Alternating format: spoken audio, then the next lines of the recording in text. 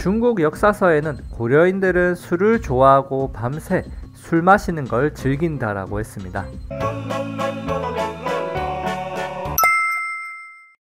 고려의 끝이 다가오고 있습니다. 그 전에 고려 사람들의 생활이 어땠는지 들여본 후 고려를 보내주도록 하죠. 고려는 철저한 신분사회였습니다. 크게 양호하게 살아가는 양인과 천하게 여겨지는 천인으로 나누었죠.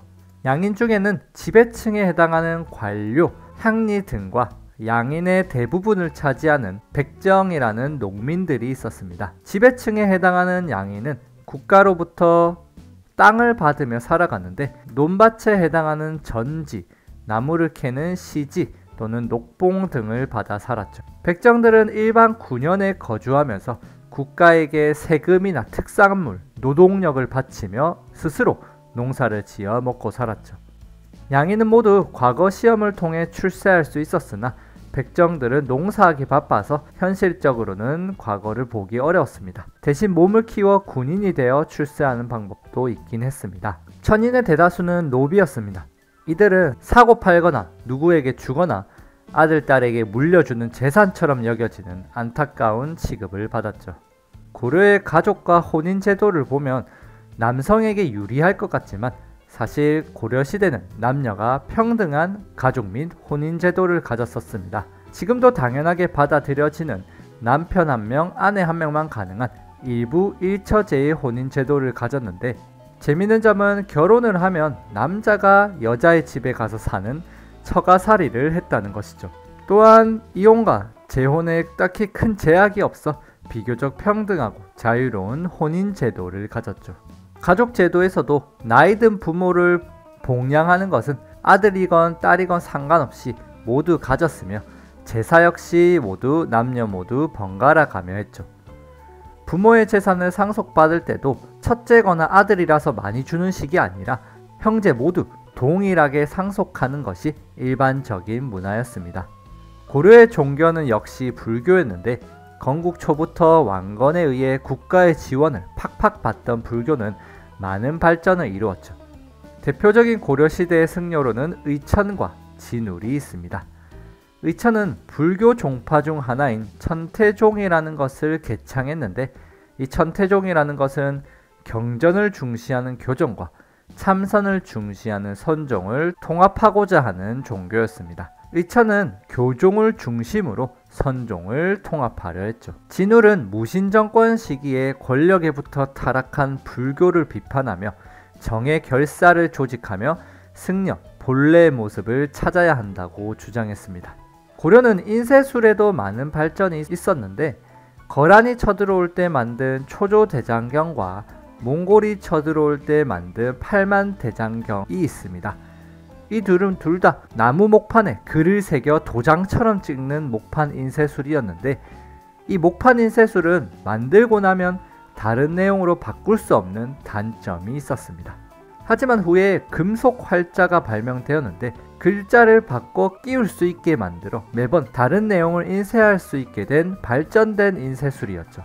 이 금속 활자로 만든 최초의 책은 상정고금예문이라는 책인데 현재는 사라지고 없습니다.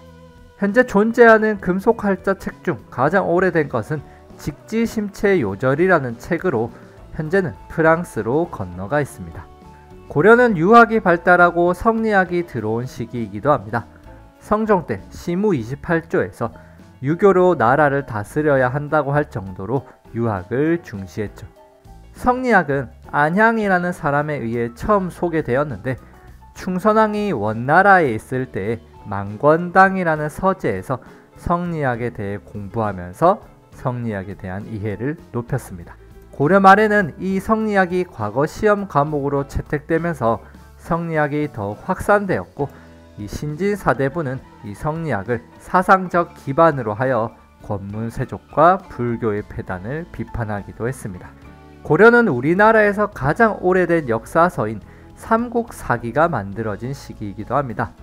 묘청의 서경천도운동을 반대했던 김부식이 유교적 관점으로 쓴 역사서가 바로 삼국사기죠.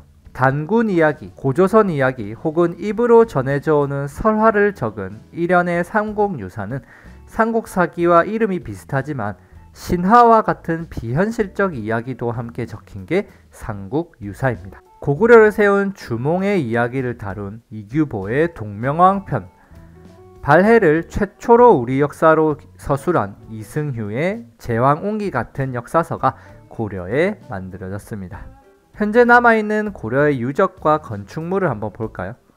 대표적인 사원으로는 영주 부석사의 무량수전, 예산수덕사의 대웅전, 안동 봉정사의 극락전이 고려시대에 만들어진 건축물이라 할 수 있습니다. 석탑은 여러 모양과 층을 이루는 다각 닥층 석탑이 있는데 대표적으로는 평창 월정 사이에 있는 팔각형 9층짜리 석탑인 팔각 9층 석탑이 있습니다. 불상은 철로 만든 대형 철불이나 돌로 만든 석불이 있는데 대표적으로는 논산에 있는 석조 미륵보살 입상이 있죠. 불교 그림이라는 뜻의 불화는 왕실이나 문벌의 후원을 받아 금은가루 등으로 화려하게 그려졌습니다.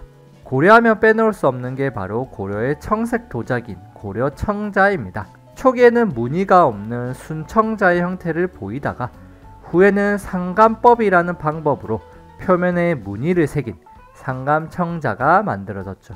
고려에는 나전칠기라는 기술을 이용해 일상생활 도구에 아름다운 무늬를 넣는 공예품을 만들기도 했습니다.